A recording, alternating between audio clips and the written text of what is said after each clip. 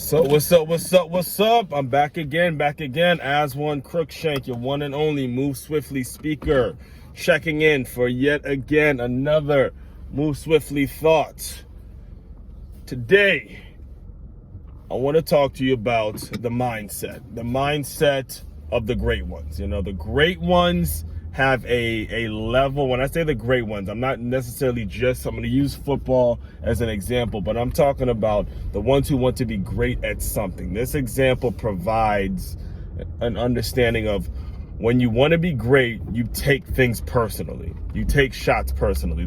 There's a point where you got to start taking shit personally. That's kind of the litmus test, all right? When I was in high school, I played next to a guy that you very well may know his name because he's doing some great work now.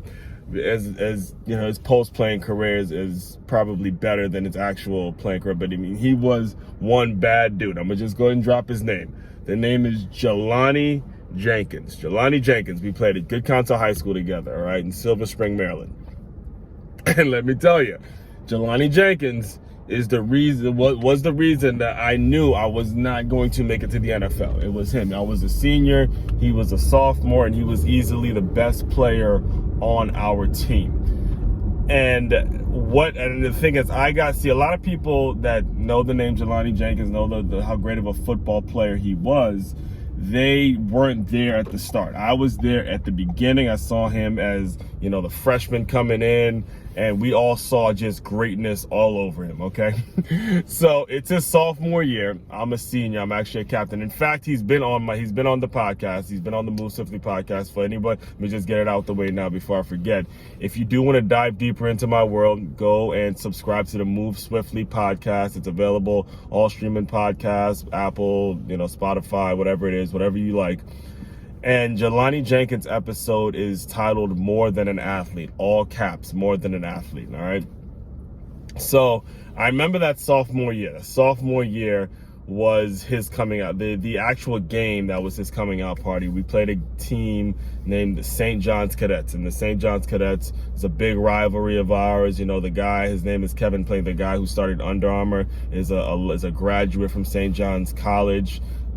St. John's College, but St. John's Cadets. Here's what they also, that's why I said that, because it's the St. John's Cadets, and they would be running around with the logo SJC. So you would think it's kind of a play on marketing when it comes to SJC. You think of St. John's College because St. John's is an actual university in New York. So they used to kind of fuck with us with that. At least it used to fuck with me a little bit. But anyway, that year we beat them that year by 1 point. We played them twice, one in the regular season, and then we beat them a little more handily in the postseason. But in the regular season, when we had to go to St. John's, we beat them 14-13. We beat them by 1 point. Jalen Jenkins scored every single point in the game. All right, he scored as a sophomore. As a sophomore now. All right, that was his coming out party. That was his Jalen Jenkins is gonna be for real. You know, he did end up playing in the NFL for a few years, so he really put Good Counsel football on the map. All right. The week before, a lot of people don't know this. You know, if you were not on the team, you don't know this story. So I'm going to tell you the story now. When it comes to how the great ones take things personally. All right. The week before, we played a team named the Robinson Rams, and it was all the way in Northern Virginia, which was a good hour, maybe 45 minutes to an hour drive from us. And the interesting part about the fact that we played the Robinson Rams is the year before, they tapped that ass. They beat us. They beat our ass. They came to our field and beat our ass. So we returned the favor this year, and we ended up going to Northern Virginia, and we won a very close game. In fact, if I'm not mistaken, the game went into overtime or was close to overtime or something like that. I know it was like down to the last play, like literally. No, it didn't go into overtime, but it was a very close game, and we found a way to win that one. And it was tough because it was at Robinson. The game was delayed because of lightning and all that stuff. It was so many things going on for us to focus and finally play a football game. So there was a sequence at the beginning of that game in which Jelani got the ball at least 3 to 4 times in a row, all right? And I mean, everyone was kind of saying it as it was kind of amongst the team at that point. It was like, oh boy, this Coach Malloy believes in Jelani. Like, Jelani's gonna be that dude. He's gonna be that guy. He's gonna be that guy because he's a sophomore and he's getting all these carries. So the next day in which we were watching film, and it came to that sequence of plays in which Jelani got the ball like 3 or 4 times in a row on a drive, and you could see it every single time. Every single time Coach Malloy is clicking the play, he goes, "No one tackled you, Jelani. You assumed you were going down. You assumed it." And then again, next play, "You assumed you were going down, Jelani. See, no one tackled you. Again, no one tackled you. You assumed you were going down. Nobody's tackling you. You're just assuming it." Now, I had a tear, and I really had a bad game that game as well. But I was watching Jelani as Coach Malloy was saying it, and you can start to see his face get a little, okay, brother. You can see he was taking it very, very pro. Like it was seeping in. It was almost like Tupac said, picture jewels being handed to an innocent child. Like he was really, he wasn't laughing. It was like, like, fuck, dude, yo, you gotta stop saying that. Like you could see he was itching. He was moving, just getting ready, just ready for next week, right? So we get to St. John's, which like I mentioned, his coming out party, and the first drive of the game, they give him the ball. It looks like he's stopped in the backfield. Next thing you know, my man, he brushes 2 dudes off him. He stiff arms this dude, and then he drives in. He goes an extra 7 to 10 yards, and he got the first down. Didn't assume he was going down, and you could feel it. Like you could feel it on the sideline. The sideline was just like, yeah, because he looked at us like, yeah, you spoke, Coach Malloy, and I listened, and that's my point. That to me, of all the, listen, I can tell a lot of Jalen Jenkins stories.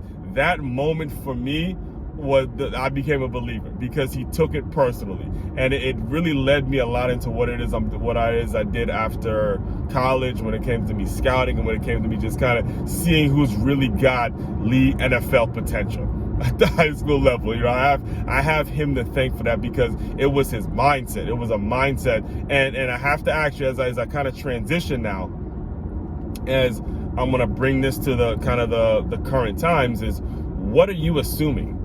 Just like Jelani, a lot of you guys, a lot of you people out there in this world are going about assuming that they have to be with a certain type of person. They're going out and they're saying, okay, I don't want that girl because she's with someone, and so I'm assuming she wouldn't be interested in me. Or that job requires a certain certification or a certain experience, a certain look. I'm assuming I can never do that. I'll even speak for myself in many cases. Okay, so no one's gonna want to hear Aswand Cruickshank speak, right? I'm assuming they want the typical, 3-piece suit guy, white guy who is, his dad runs a company and then this happens. I'm assuming these things. I was assuming these things, and I have that moment, that interaction. You see how that works? How again on one week, it's you assume you're going down, and then the next week, prove them wrong, take it personally, and that's the litmus test. Like I mentioned, that's the litmus test to see who's great, to see who's really gonna be someone who takes things to the future. Who's gonna be someone that you need in your life, right? To be someone that's an example. So the challenge for you now, as I close, I'll close with this. Don't assume a motherfucking thing. Don't assume shit. You go out there and you grind. You take your lunch pail to work every single day and just grind and keep proving the haters wrong. Keep proving the critics wrong. I'm telling you, the critics, in fact, just today, if you follow me on social media, I said it. The critics said, hey, Aswand, you're not going to get booked for speaking gigs if you don't get on YouTube or if you're not posting on YouTube regularly. It's like, okay, that's what's going to happen.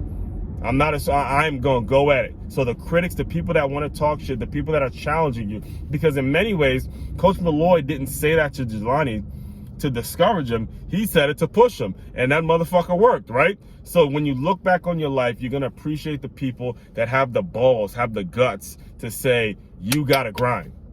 You got to grind. You got to do better. And you're going to start craving that. One of the reasons I actually am a member of, shout out to you, Dre. Dre was actually the one who suggested I get on YouTube more often, and a great mentor of mine. And one of the things that pushed me was the fact that he said that he was like the coach. One of the things that keeps me coming back to his mastermind is that hard coaching. You know, go get coached up and make sure you know that you're staying sharp and that you're getting those hard lessons, because everyone's not going to do it. Everyone, the world is filled now with the way we live. What's human nature is we want to just kind of duck and hide and run and not ruffle any feathers, because we just don't want to hurt feelings and shit like that. And we got to eradicate that thing. We got to remove ourselves from falling down that trap. All right.